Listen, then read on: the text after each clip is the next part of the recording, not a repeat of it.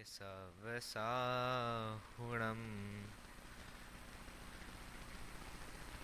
ये सर्वौषधरिद्धय सुतपसां वृत्तिङ्गता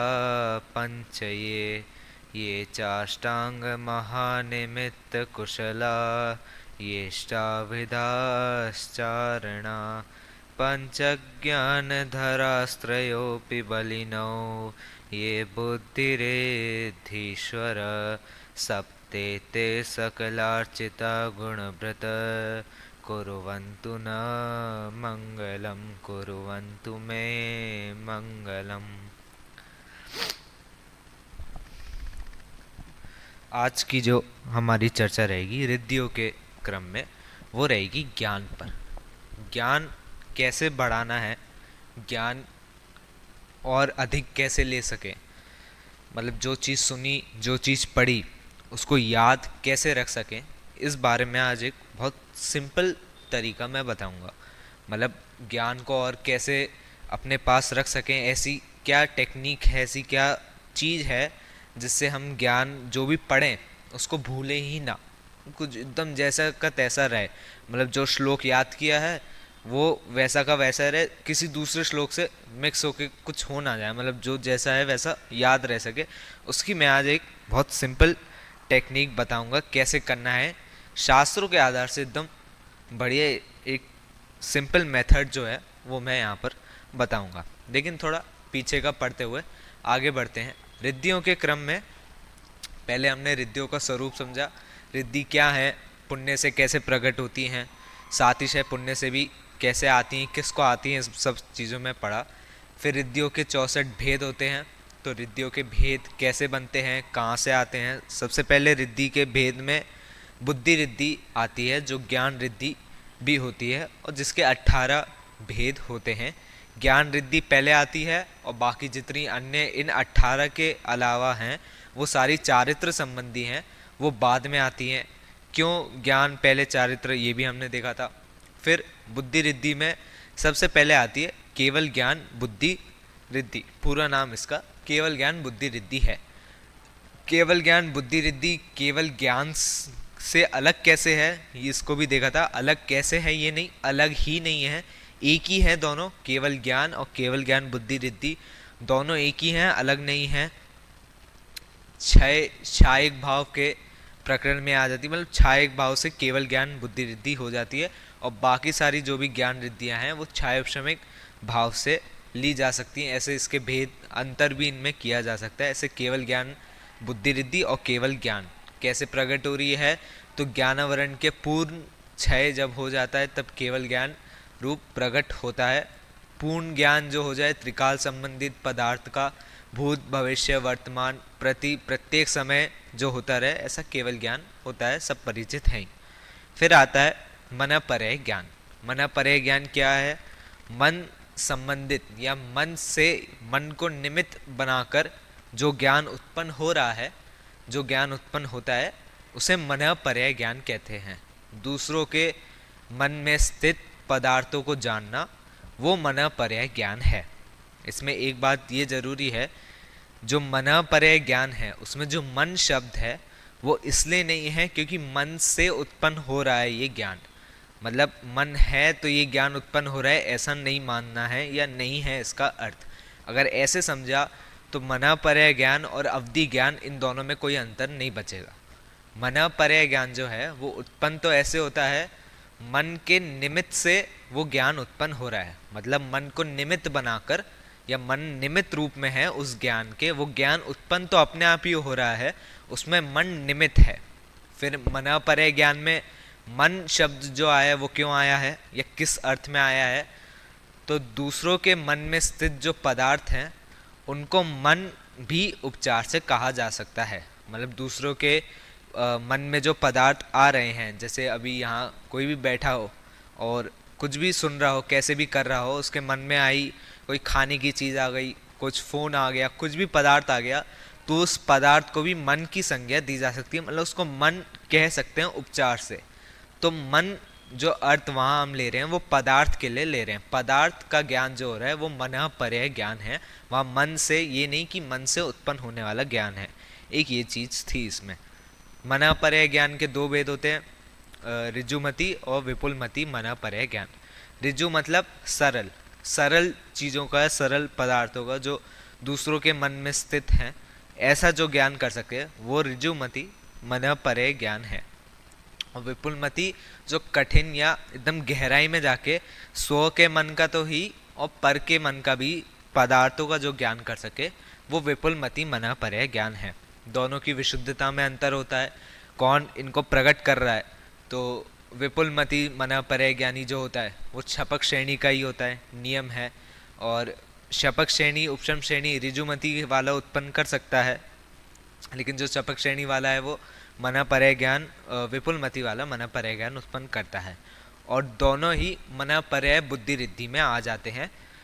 मना परय ज्ञान और मना परय ज्ञान बुद्धि रिद्धि ये दोनों चीज़ें अलग अलग नहीं है। जैसे केवल ज्ञान के लिए भी देखा था, केवल ज्ञान बुद्धि रिद्धि और केवल ज्ञान दोनों एक ही हैं, वैसे ही मना पर्याय ज्ञान और मना परय ज्ञान बुद्धि रिद्धि ये दोनों अलग अलग चीज़ें नहीं है, एक ही चीज़ है। अब फिर आता है अवधि ज्ञान। अवधि ज्ञान, अवधि ज्ञान और अवधि ज्ञान बुद्धि रिद्धि इन दोनों में थोड़ा बहुत इनके भेद अपेक्षा अंतर है।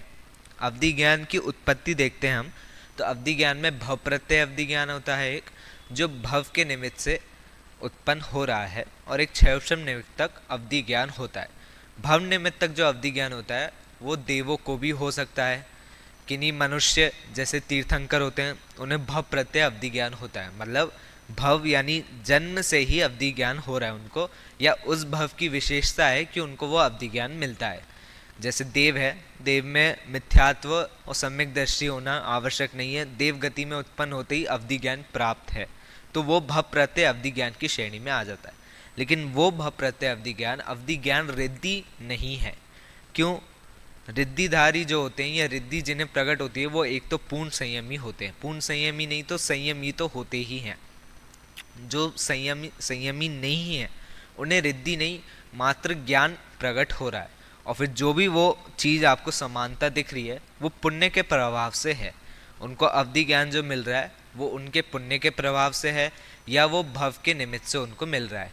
रिद्धि रूप नहीं है, उसमें उनने कुछ विशेष तप किया हो ऐसा नहीं होता, उसमें उन्होंने कुछ विशेष उनका क्षयोपशम हो ऐसा नहीं होता, जो भव के निमित्त या पुण्य के निमित्त से होता है। लेकिन रिद्धिधारी या रिद्धि जिन्हें प्रकट हो रही है, एक तो उनकी विशेष तपस्या लगती है उसमें, दूसरा साथ ही शायद पुण्य का की सत्ता भी होनी या क्या उदय भी होना चाहिए, तो वो रिद्धि प्रकट होती है। अब अपने मूल विषय पे आते हैं हम।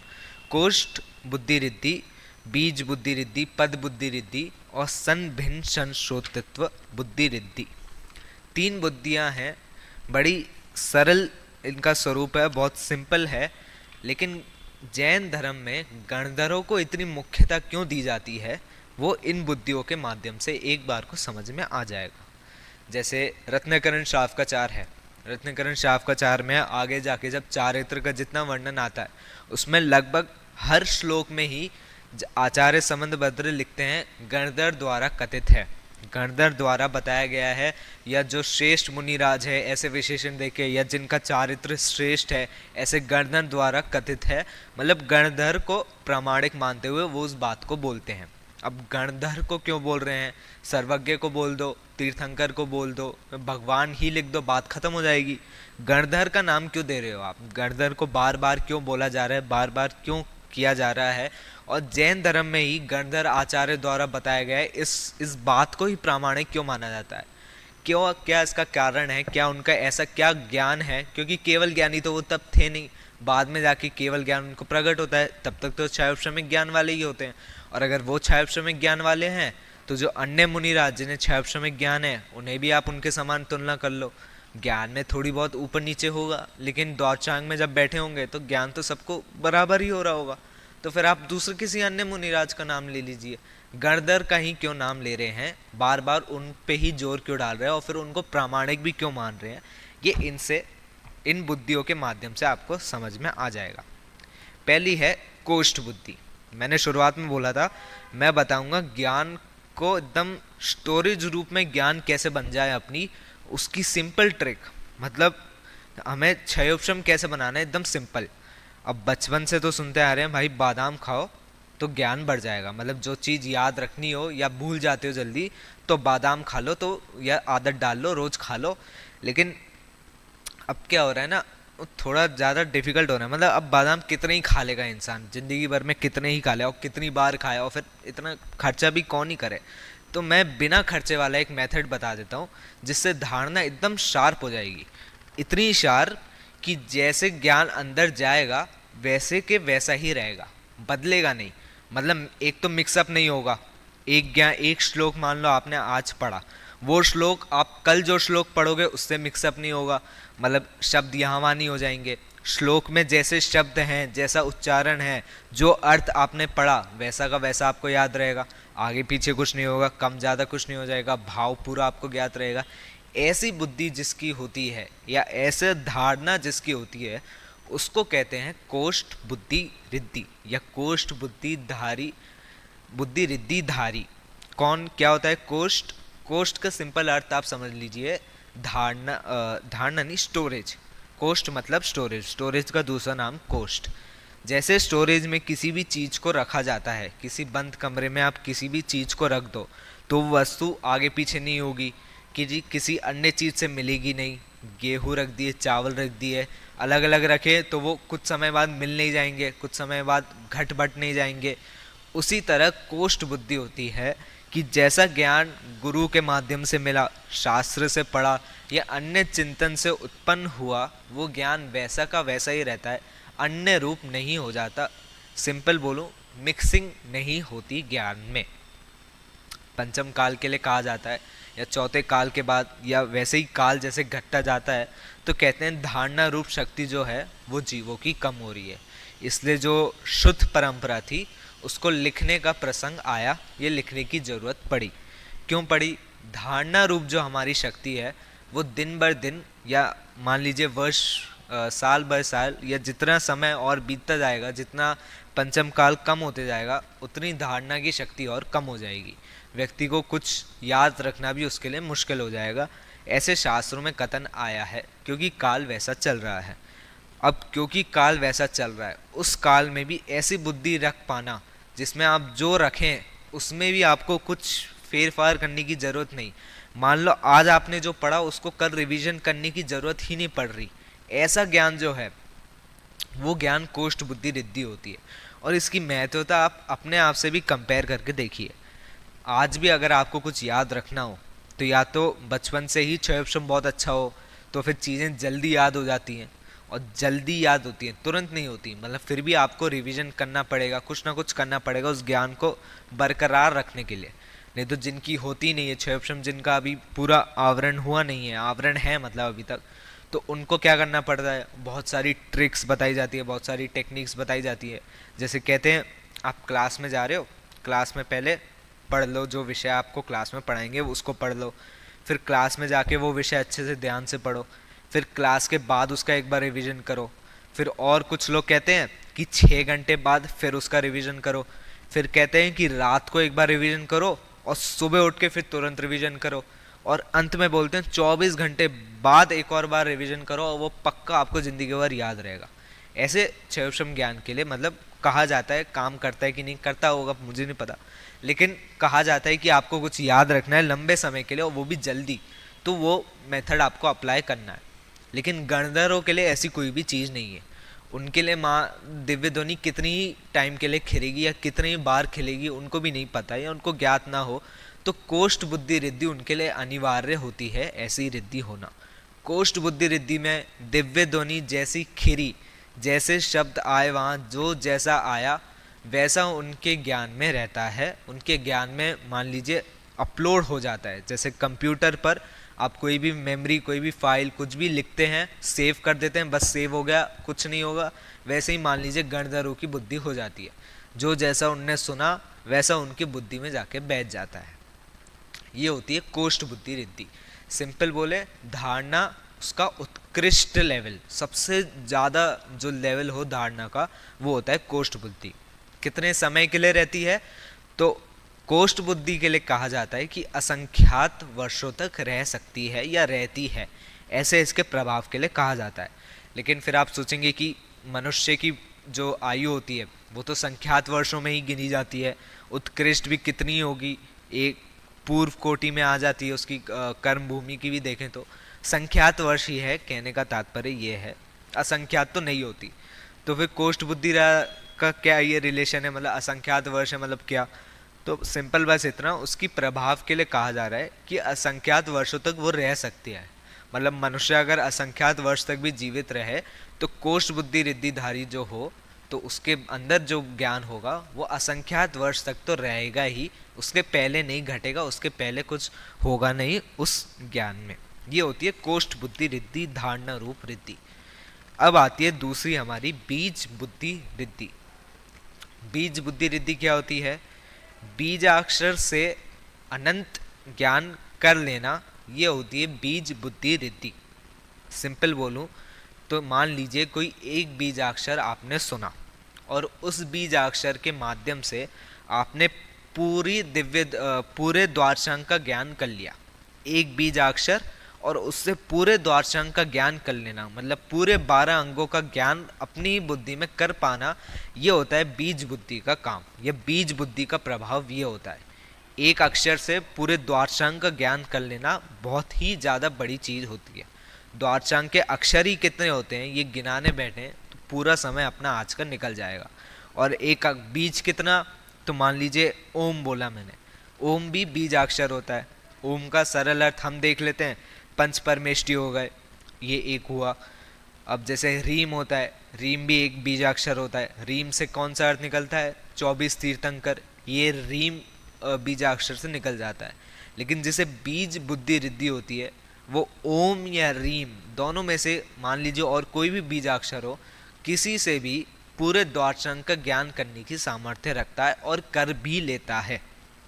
एक बीजाक्षर उसने सुना और उससे और अनंत उसने ज्ञान कर लिया, यहाँ कथन तो ऐसा है। एक बीजाक्षर से अनंत, एक वाक्य या एक शब्द से अनंत अर्थ कर लेना, अनंत अर्थ कर पाना, ये होता है बीज बुद्धि रिद्धि का कार्य। और क्योंकि दिव्य ध्वनि है, दिव्य ध्वनि में बीजाक्षर भी खिरते ही हैं, तो बीज बुद्धि रिद्धि वहाँ कार्यकारी होती है। बीज बुद्धि रिद्धि को कोष्ठ बुद्धि से तो पहले रखना चाहिए, या पहले या उत्कृष्ट माना जाता है। क्यों माना जाता है? क्योंकि जहाँ धारणा का काम है उससे उत्कृष्ट काम है चीज़ों को समझना।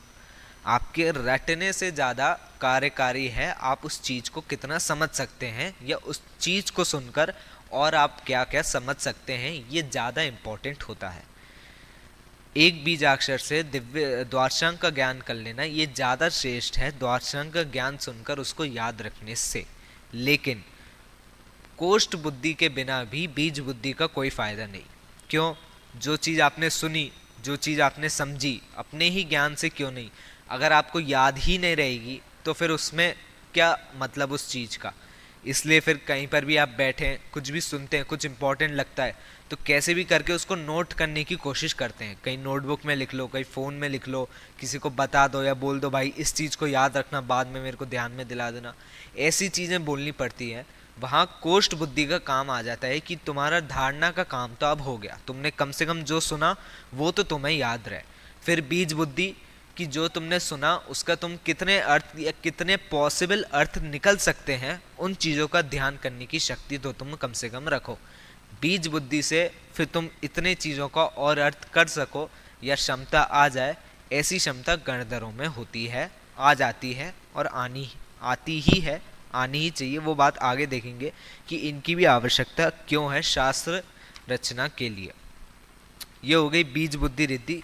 एक बीजाक्षर से भी अनंत अर्थ कर लेना, अनंत ज्ञान कर लेना।